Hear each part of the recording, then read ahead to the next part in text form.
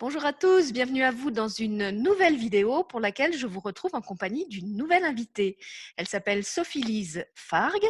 Elle exerce à Boulogne, mais aussi à distance. Et le thème de la vidéo d'aujourd'hui est accompagner le changement, puisque c'est un petit peu ce qui est devenu au fil du temps la spécialité de Sophie-Lise. Donc, je lui laisse la parole pour se présenter à vous et vous expliquer justement comment elle en est arrivée au fait que l'accompagnement du changement devienne un petit peu le fil directeur de toute sa pratique, sachant qu'elle a de nombreux outils, mais que c'est ça qui relie un petit peu tout ce qu'elle pratique, tout ce qu'elle propose.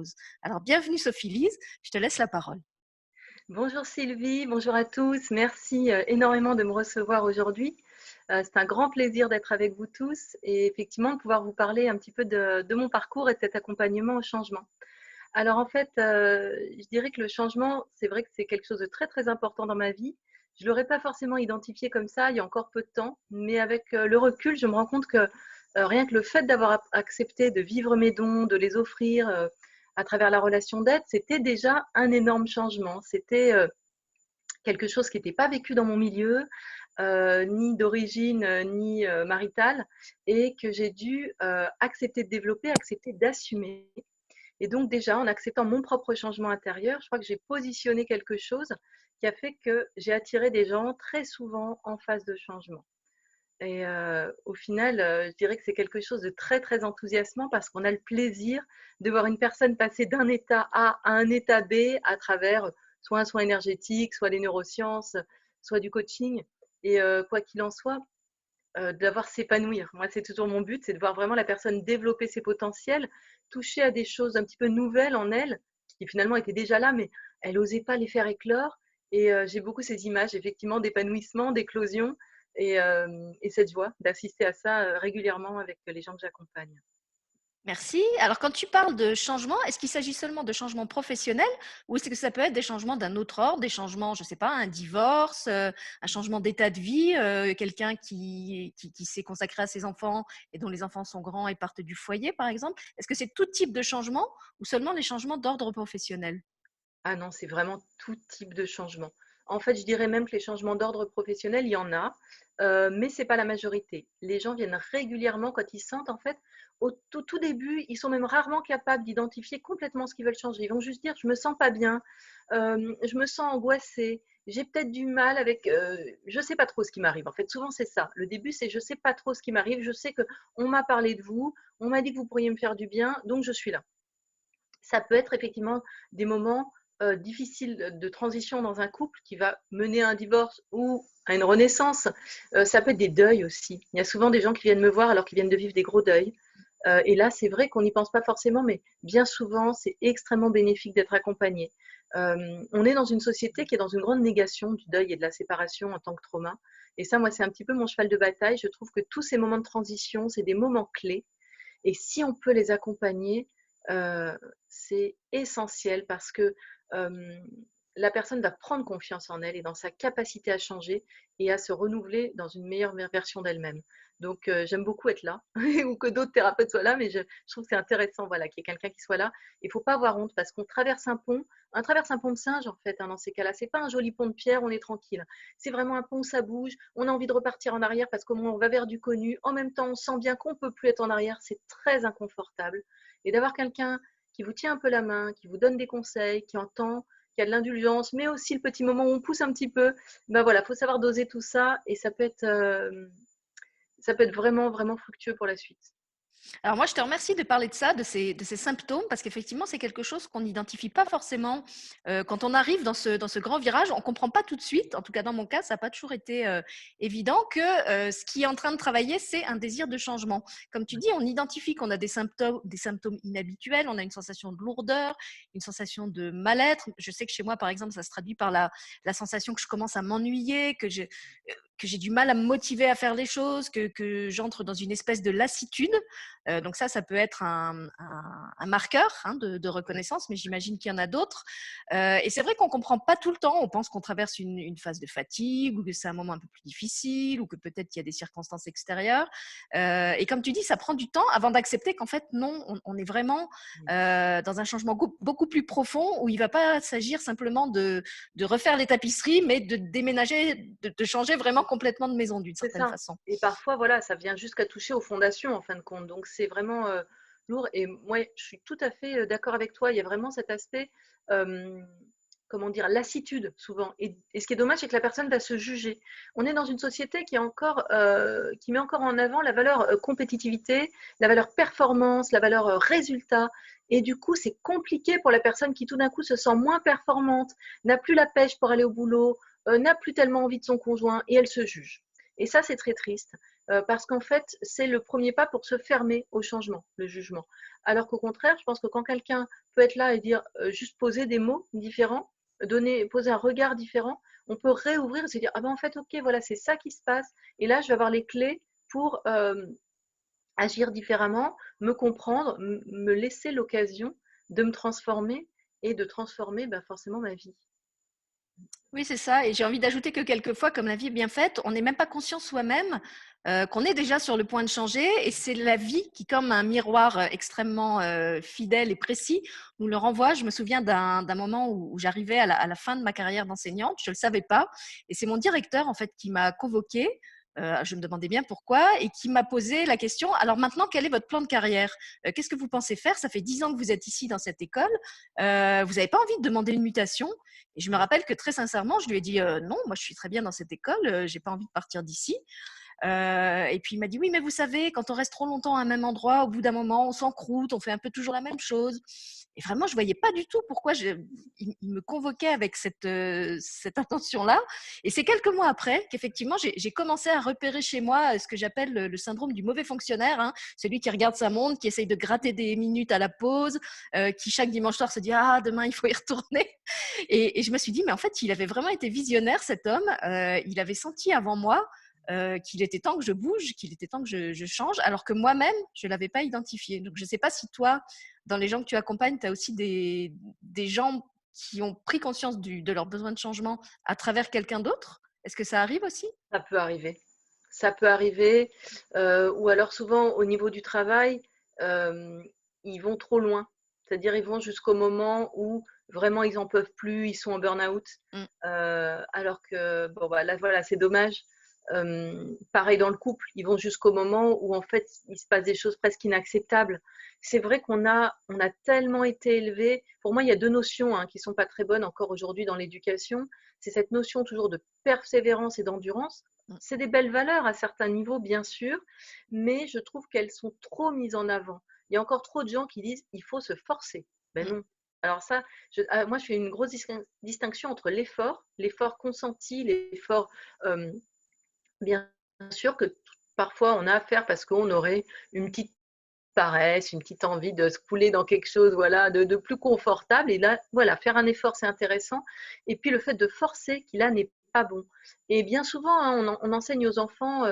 Alors, bon, tu le sais, l'éducation, c'est un sujet sur lequel on se rejoint. Moi aussi, j'ai travaillé dans une école et j'ai pas mal réfléchi à ça. Moi, je trouve ça très, très dommage qu'on oblige les enfants à suivre autant de cours, comment dire, qui ne leur plaisent pas forcément, qui ne leur apportent pas forcément aussi longtemps. Bon, on est petit, c'est une chose. Je pense que vers 12-13 ans, on est capable de faire des choix, de commencer à sentir ce qu'on aime et que ça serait déjà intéressant de pouvoir s'orienter davantage vers là où on a des vrais potentiels. Et de pas permettre ça, on est d'une certaine manière en train de dire aux adolescents, vous savez pas ce qui est bon pour vous et forcez-vous et faites les efforts et vous allez dans des cours qui vous ennuient, et ben c'est normal. Donc là, on met dans la tête des adolescents que euh, s'ennuyer régulièrement pendant sa journée, vivre des choses difficiles et ennuyeuses, eh ben c'est normal. Donc après, ça donne des adultes qui se forcent et qui effectivement ont du mal à identifier quand est-ce que c'est plus bon pour eux et que ça serait tout à fait juste de dire bah stop. Ça fait peut-être 5 ans que je suis dans ce boulot, ça fait peut-être 7 ans, ça fait voilà, en tout cas, j'ai fait le tour et j'ai besoin d'évoluer. Et j'ai envie de dire que c'est même pas obligé que ça arrive après 5 ans ou 7 ans. Ça peut être au bout de 3 mois. Quelquefois, on a besoin de faire une expérience pour C'est vrai. se faire un avis. C'est vrai que, par exemple, quand on entre dans le milieu professionnel, souvent, on ne connaît pas le métier qu'on a choisi, on n'a pas d'expérience dans ce domaine et on peut découvrir qu'en fait, il ne nous correspond pas du tout. C'est Et vrai. comme tu dis, se forcer à persévérer en se disant: «Ah ben non, maintenant j'ai fait des études pour, j'ai passé le diplôme pour, je ne vais pas laisser tout ça derrière moi». Et ça rejoint ce sur quoi je voulais t'amener maintenant, qui était, donc il y a cette phase de la culpabilité. Oh, je n'assume pas, en quelque Ouais. sorte, hein, je n'assume pas mon choix. Et puis, évidemment, il y a aussi la peur. Il y a, ah, ok, j'ai identifié maintenant que je suis plus bien avec ça, mais si je lâche ça, qu'est-ce que je fais d'autre, vers quoi je vais, quelle sécurité je perds, relationnelle, financière, etc. Donc, il y a tout ce bataillon de peur qui se met en rang, hein, face à nous. Alors, quand on sait vers quoi on veut aller, et qu'on a déjà identifié qu'on veut quitter le point A, mais qu'on sait où est le point B, même si on ne sait pas par où y aller, on a déjà un objectif et une motivation, je dirais, pour quitter le Ouais. point A. Après, quand on est au point A, avec cette sensation de mal-être et qu'on ne sait pas du tout vers quoi on veut aller, je pense que c'est là que ton rôle est particulièrement utile. En fait, il y a un double travail. Il y a identifier les peurs et puis il y a aussi identifier euh, qu'est-ce qui me correspond vraiment et vers quoi j'ai envie d'aller maintenant. Mmh. Ben oui, c'est le deuxième point, auquel je pensais tout à l'heure et puis j'ai oublié de le développer. C'est le fait que la vie est un changement perpétuel et donc là aussi, c'est quelque chose qu'on ne nous dit pas et qui fait qu'on va développer tout un tas de peurs, avec: «Je sais ce que je quitte, je ne sais pas vers quoi je vais». Si on intégrait, hein, cette notion, très bouddhiste de l'impermanence, finalement, on ferait beaucoup plus confiance à la vie et ce tournant, parce que tu as raison, il y a des fois, on est dans le tournant, mais on ne voit pas ce qu'il y a derrière. Ben, on le vivrait mieux. Et c'est vrai que c'est là que c'est intéressant d'avoir quelqu'un qui vient nous rappeler ces notions, tout simplement. Alors bon, moi, dans le travail que je fais, il y a aussi se relier à l'âme, aller voir ce qu'il peut y avoir dans les karmas, dans le transgénérationnel qui peut bloquer, parce que bien sûr, tout ça compte également, mais il y a quand même, au niveau de la psychologie, quelque chose d'important à remettre en place juste cette évidence que la vie est un changement perpétuel et qu'en gros, à y résister, c'est comme si on essayait de résister à un toboggan. Je pense que c'est très, très inconfortable. Sauf pour les enfants qui trouvent très drôle de monter le toboggan à l'envers pour leur descendre après la tête en bas. Ça, voilà, eux, c'est encore autre chose. Mais eux, ils acceptent le changement finalement. Ils le vivent très naturellement, avec beaucoup plus de souplesse que nous. Oui. Moi, ça a été des énormes enseignements quand j'ai travaillé en école maternelle. Les enfants sont capables de passer d'une émotion à l'autre. Enfin, tu as dû le voir aussi. C'est tellement incroyable de se voir à quel point ils s'accrochent pas. Alors que Mm. nous, on s'accroche et on mentalise, on se fait toute une idée. Oh, un tel m'a dit ça, donc je dois penser ça, donc ceci. L'enfant, il peut passer du rire aux larmes, du truc, oh, ça m'a vexé, puis oh, finalement, quelqu'un d'autre me dit que c'est pas grave, allez hop, je suis plus vexée. Et c'est génial. Et c'est vrai qu'il y a des gros, gros enseignements pour moi de la part des petits-enfants sur le changement. Et d'ailleurs, en t'écoutant, je me dis qu'en plus, on sait le faire, on sait prendre le virage. Regarde, quand on conduit, on ne se met pas à piler au milieu d'un virage parce qu'on sait pas, on voit pas ce qui est au bout de la courbe. Ok, on ralentit parce qu'on ne connaît pas, il peut y avoir quelqu'un en face, mais en général, on se met pas, et heureusement, à piler au milieu du virage en disant: oh merde, je suis dans un virage, il faut que je m'arrête. Tu vois. Donc pourquoi on est capable de le faire avec la conduite de la voiture? Peut-être parce que justement, avec la voiture, on nous a appris qu'on peut continuer, et qu'il n'y a pas de risque à avancer dans le virage, que c'est même le processus normal, alors que dans d'autres domaines de la vie, effectivement, on ne nous a pas appris ça, on nous a plutôt appris à freiner des cas de fer. Oui, il y a aussi une autre notion, c'est que quand en conduite, la route est tracée. Mm. Alors que là, la route n'est pas tracée, donc on vient sur cette troisième notion, hein, qui est celle de la responsabilité personnelle. C'est que quand on est dans un changement, tout d'un coup, on va tracer sa propre route. Et là, c'est pareil, oh, c'est plus la route décidée par mes parents, c'est plus la route décidée nécessairement par la société ou par mon conjoint. Tout d'un coup, c'est ma propre route. Et c'est vrai qu'il y a un moment de terreur, parce que ça aussi, c'est une chose qu'on ne nous apprend pas tellement. Et pour moi, encore une fois, je pense que le système éducatif est malheureusement assez en cause, du fait qu'on oblige les enfants à suivre tous les mêmes programmes, aux mêmes âges, de la même manière, on tue leur créativité, on Mm. tue leur originalité. En tout cas, on l'encourage pas, on l'encourage rarement, à part dans certaines écoles, bien sûr, hein, je ne vais pas mettre tout le monde dans le même sac, mais on n'encourage pas ça. Et donc, on n'encourage pas cette responsabilité personnelle non plus, qui est finalement la base.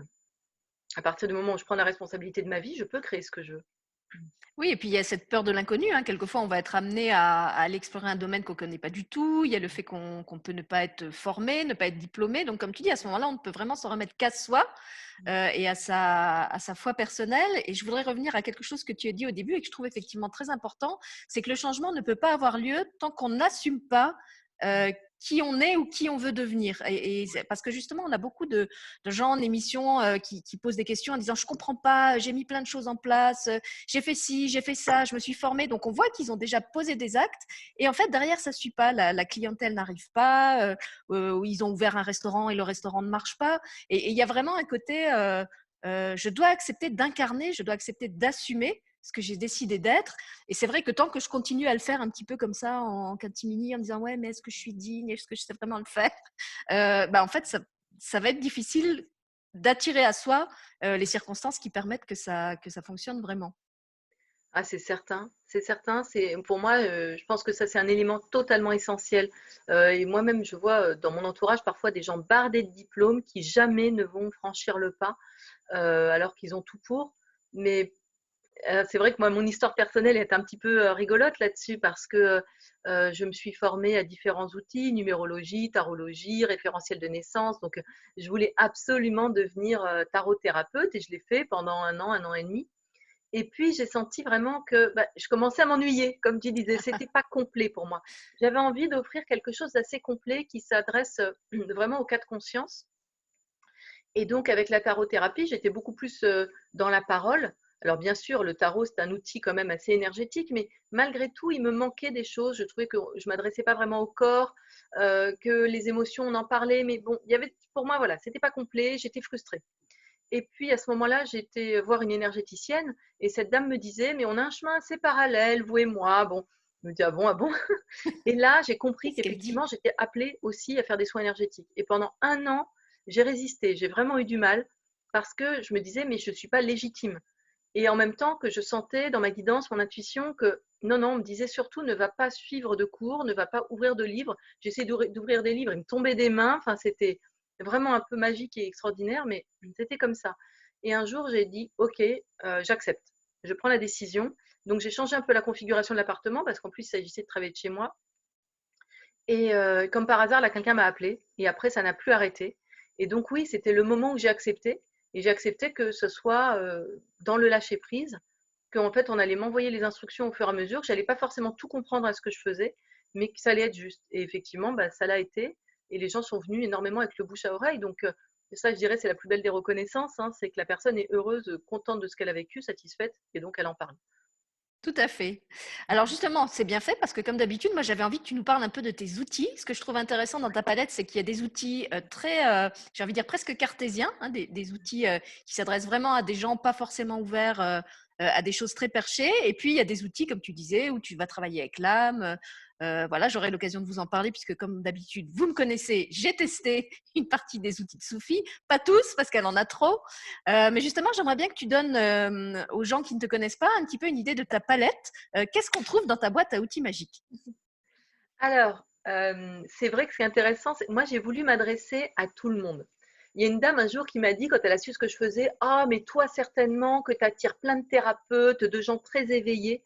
Eh ben pas du tout. Moi j'ai toujours eu depuis le début jusqu'à maintenant et ça fait donc plus de 10 ans, ça va bientôt faire 11 ans, des personnes de tous bords et j'aime ça.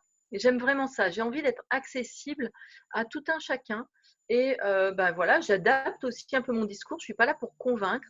Donc, il y a des gens, on parle absolument pas de vie antérieure et c'est très bien. Je dirais pourquoi pas. Moi, j'ai pas besoin de convaincre de quoi que ce soit. Donc, j'ai commencé par les soins énergétiques. Alors, c'est vrai que dans le soin énergétique, il y a un aspect coaching. Ensuite, il y a un aspect vraiment purement soin énergétique où là, moi, je vais capter des messages de l'âme. Je suis complètement connectée à la personne et je lui rends des messages de son âme.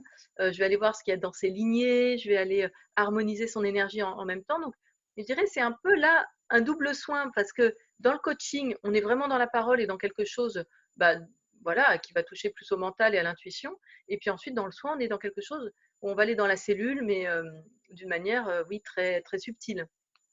Après, je suis allée, me former au système PIT et là, donc on est dans quelque chose, qui touche aux neurosciences, mais de nouveau avec les 4 corps parce que la personne qui a développé ça, c'est un monsieur, serbe, hem, mais ça Dont tu ne veux je pas dire le nom parce ne qu'il est mentirais pas à imprononçable. dire son nom, j'ai un peu de mal, voilà. Je vous dirai juste système PIT, P-E-A-T, allez voir si ça vous intéresse.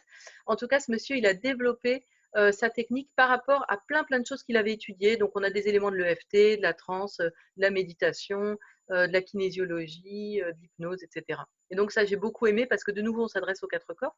Mais c'est vrai que c'est des protocoles, il y en a beaucoup qui sont tellement simples que je le fais avec des enfants, je le fais avec des personnes qui effectivement ne sont pas du tout branchées sur l'âme, et cetera. Et ça marche évidemment très, très bien. Et enfin, pour me faire plaisir, j'ai développé effectivement ce soin que tu as testé, qui s'appelle le voyage de libération. Et là, c'est vrai qu'on part complètement dans le monde de l'âme, de l'esprit.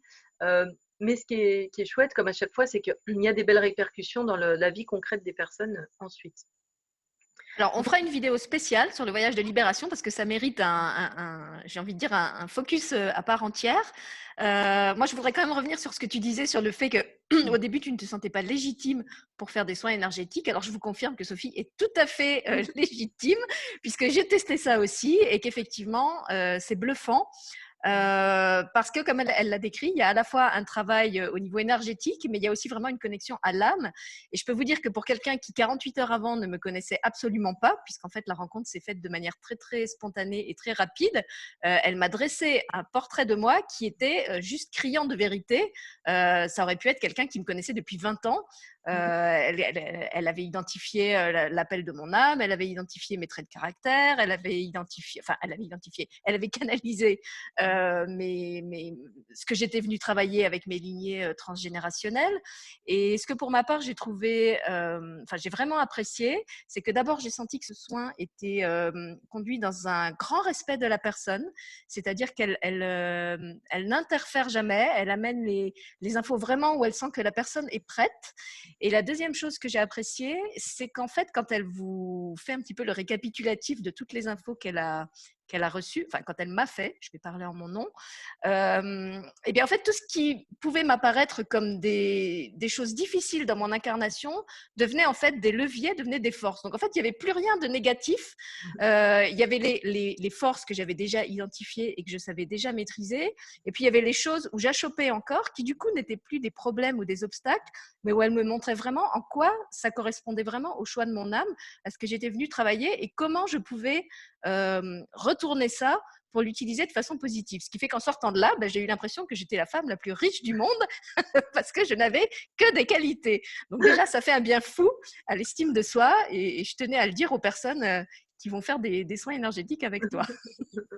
c'est gentil. Mais c'est vrai que c'est important pour moi. Je trouve que, ouais, on a souvent des visions tellement négatives de soi et puis de ses ombres, de ses défauts. Et moi, j'ai vraiment l'impression que, au contraire, les qualités et les défauts, c'est une seule et même chose. C'est-à-dire que on a les qualités de ses défauts, on a les défauts de ses qualités. Et à partir du moment où on comprend que c'est à nous de placer le curseur à un endroit et qu'on a toujours ce choix, on peut vraiment changer sa vision des choses et que c'est certain que toutes les problématiques avec lesquelles on est venu, on les a choisies pour évoluer. Donc si on reste enfermé dedans, c'est un petit peu dommage. Et oui, c'est vrai que moi j'ai à cœur de les éclairer en montrant quels sont des leviers de transformation, effectivement. Alors c'est pleinement réussi.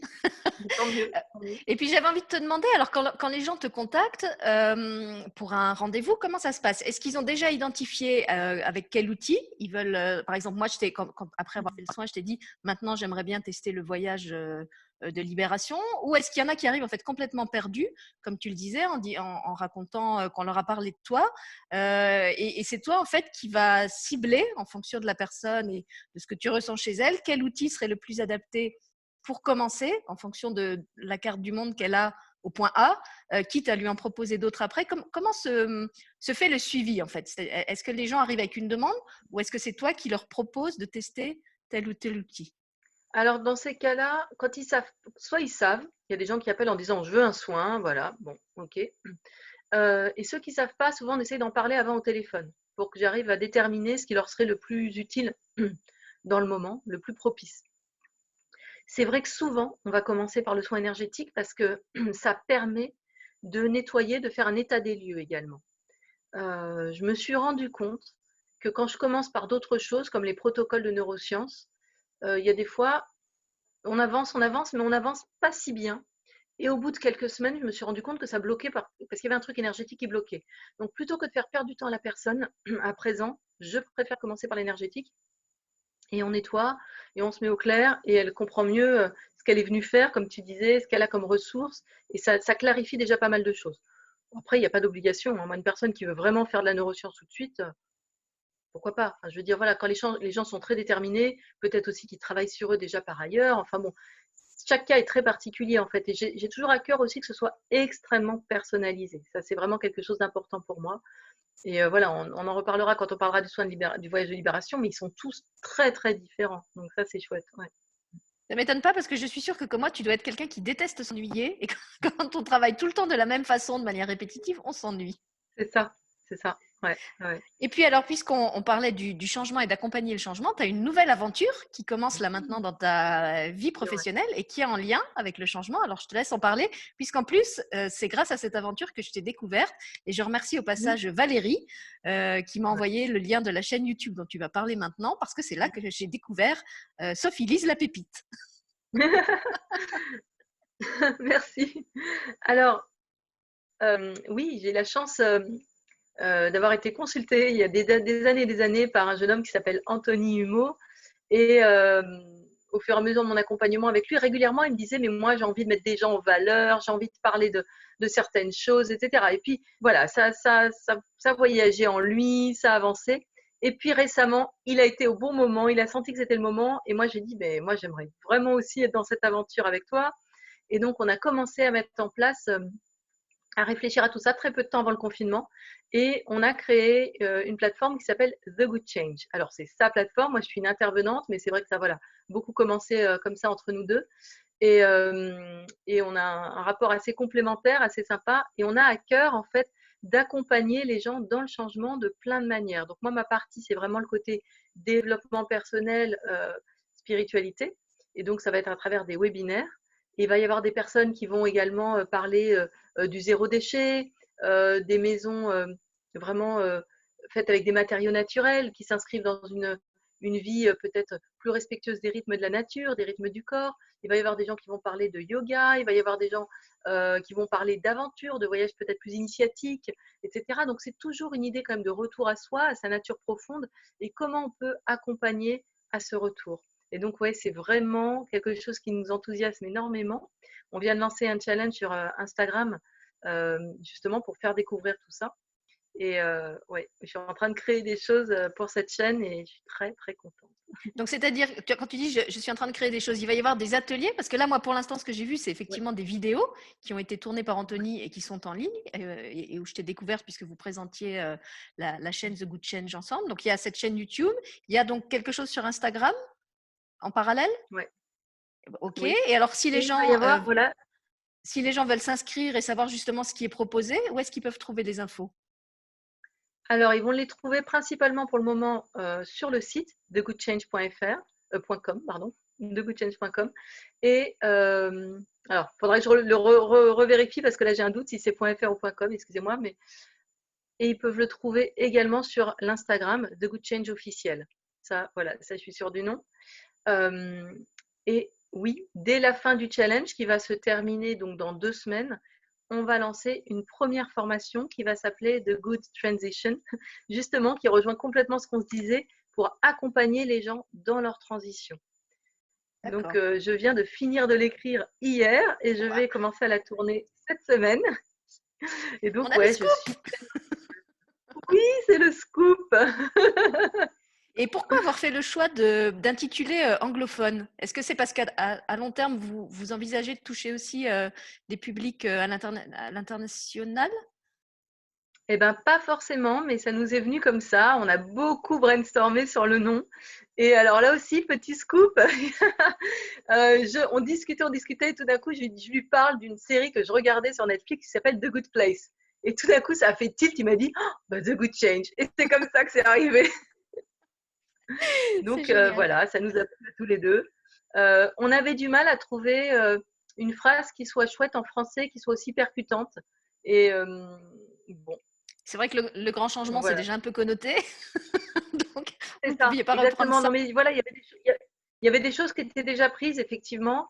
Et du coup, on avait du mal à trouver, à mettre en français, dans une phrase aussi courte et percutante, cette idée de bon changement, en fait, de changement où on est accompagné avec bienveillance et en même temps un changement qui soit bon pour soi. Et c'est vrai que l'anglais est une langue où il y a souvent plusieurs niveaux dans une phrase très Mmh. courte et ça nous Oui, a c'est plu. qui compacte beaucoup, en fait, hein. On le voit quand on Exactement. traduit, de l'anglais vers le français, c'est toujours beaucoup plus long en français. C'est Et pareil oui, avec l'allemand, d'ailleurs. exactement. Et puis alors pour les gens qui veulent te contacter toi, quelle est la meilleure procédure? Est-ce qu'ils te contactent par téléphone? Est-ce qu'ils passent par ton Alors, site? par mon site, c'est le plus simple, effectivement, ou par mon Insta, Sophie F, ou par mon site Sophie Farg. Là, ils trouvent tout.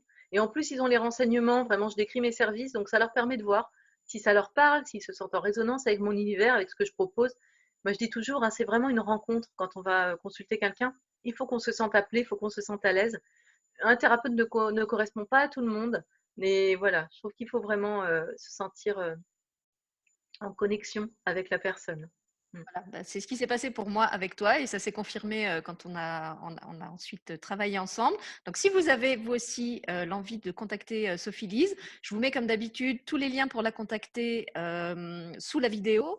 Vous aurez aussi du coup les liens de The Good Change qu'on aura pris le temps de revérifier Pour entre. vérifier.